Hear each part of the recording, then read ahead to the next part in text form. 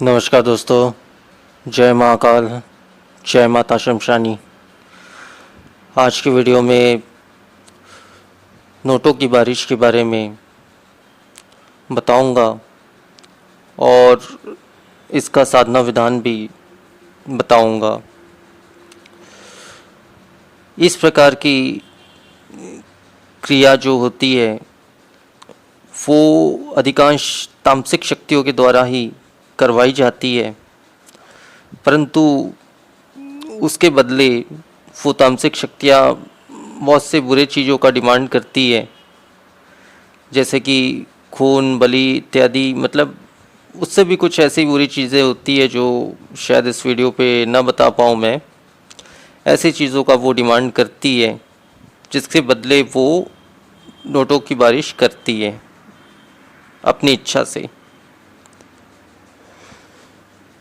तो इसमें मैं आपको एक सात्विक शक्ति का, हालांकि इस प्रकार का विधान मैं पहले की वीडियो में दे चुका हूँ, परंतु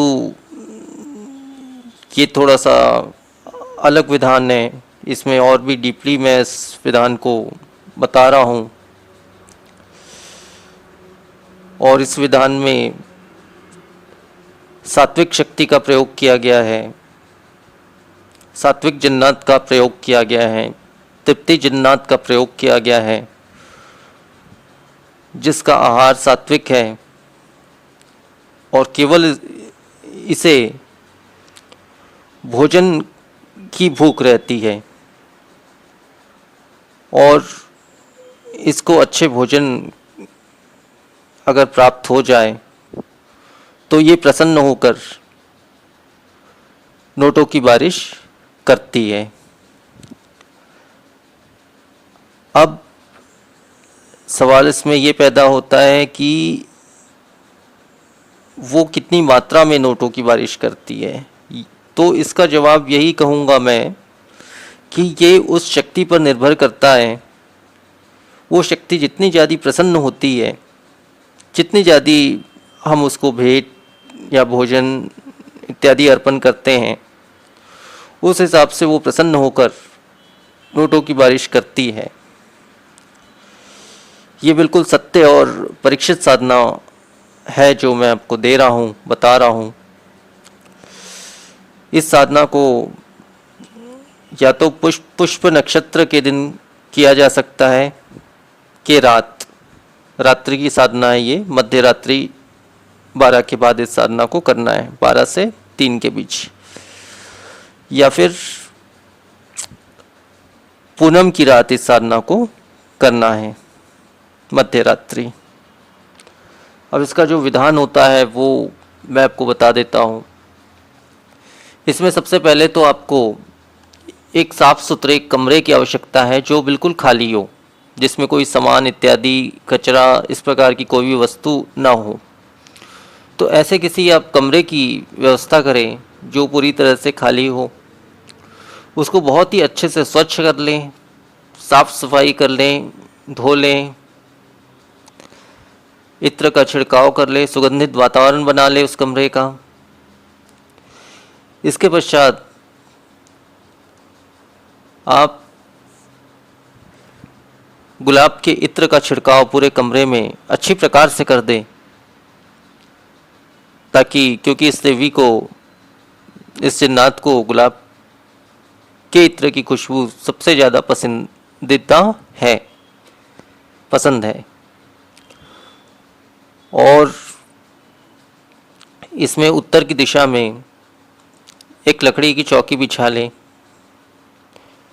और लकड़ी की चौकी के ऊपर में आप एक सुंदर और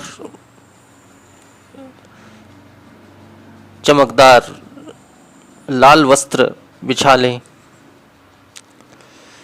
तथा ज़मीन पर आप एक चमकीला वस्त्र बिछा लें, श्वेत चमकीला वस्त्र।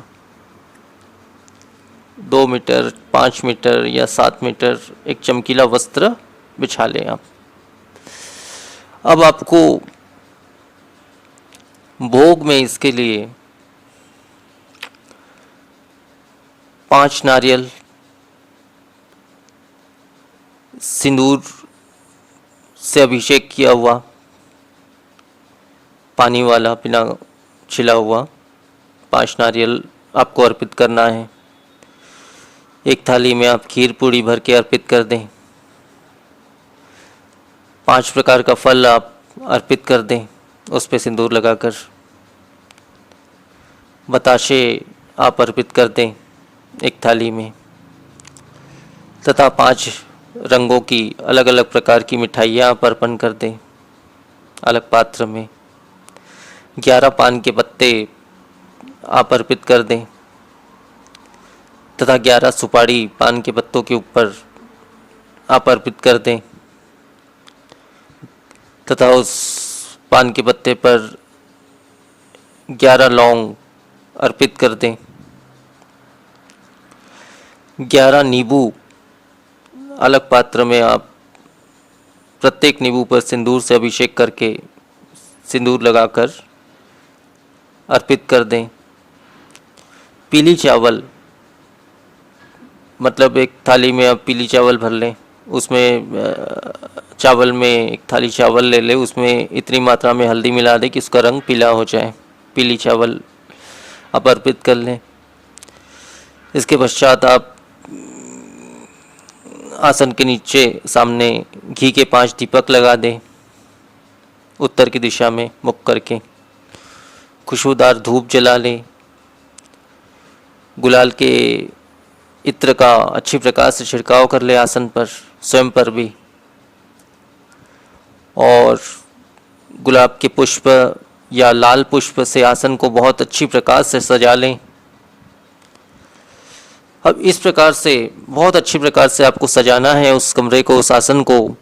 और मिष्ठान, फल इत्यादि जो कुछ मैंने बताया है, इन सामग्री को बहुत अच्छे से सजाकर अर्पित करना है उसके नाम से, मतलब रखना है सजाकर। और उक्त मंत्र से आपको उसका आह्वान करना है। उक्त मंत्र को आप 321 बार पढ़ेंगे तो उसका आह्वान हो जाएगा। उसका आह्वान होने के पश्चात सबसे पहले तो उसको भोजन ग्रहण करने के लिए आपको कहना है कि आप ये सारी वस्तुएं आपके लिए ही चढ़ाई गई हैं, आप इसे ग्रहण कीजिए। तब वो भोजन जब ग्रहण कर ले पूरी तरह से, वो प्रत्यक्ष रूप से सारी चीज़ें ग्रहण करती है ये शक्ति जो है। ग्रहण करने के पश्चात वैसे इसको अलग से बोलने की ज़रूरत नहीं पड़ती है, क्योंकि ये मंत्र ही, इसका मंत्र में वो चीज़ जुड़ी हुई है जिससे ये भोजन ग्रहण करने के पश्चात स्वयं ही जितनी ज़्यादा प्रसन्न होती है उतना ज़्यादा नोटों की बारिश ये करती है उसी कमरे में। करने के पश्चात स्वयं ही ये वापस चले जाती है, तो उसे अलग से बोलने की बिल्कुल भी आवश्यकता नहीं है। अब मैं वो विशेष मंत्र मैं आपको बता देता हूँ। इसमें किसी विशेष माला की आवश्यकता नहीं है। वस्त्र अगर लाल या पीला वस्त्र अगर आप धारण कर सके तो और भी अच्छा रहेगा साधना के दौरान। रात्रि 12 के बाद आप इस साधना को कर सकते हैं। 4 से पहले आपको साधना संपन्न करनी है, ख़त्म करनी है। और दिशा आपकी उत्तर रहेगी। 321 बार इस उक्त मंत्र का आपको पाठ करना है बिना किसी माला के। अब वो विशेष मंत्र मैं आपको बता देता हूँ। इसमें सुरक्षा घेरा की आवश्यकता है। सुरक्षा घेरा तथा शरीर बंधन मंत्र मैंने पहले की वीडियो में दिया है, वहाँ से आप ले सकते हैं। अब आप इस उक्त मंत्र का 321 बार पाठ करें, करके इसका आह्वान करें। अब वो विशेष मंत्र मैं आपको बता देता हूँ। ओम ऐम वज्र का कोटा, जिसमें पिंड हमारा साचा, 2.5 अक्षर पार 2.5 अक्षर आर, वा देवी देवेशु, आ माता तृप्ति, कर रंजनी बरसात, जो न करे तो काल भैरव की आन, दुहाई तेरी शमशानी वड वृक्ष की। मंत्र एक बार फिर से बोल रहा हूँ। ओम ऐम वज्र का कोटा, जिसमें पिंड हमारा साचा, 2.5 अक्षर पार 2.5 अक्षर आर, वाह देवी देवेशु, आ माता तृप्ति, कर रंजनी बरसात, जो न करे तो काल भैरव की आन, दुहाई तेरी शमशानी वट वृक्ष की। तो मंत्र बस इतना ही है और इतना ही विधान है इस पूर्ण साधना का। तो आज की वीडियो में इतना ही। नमस्कार।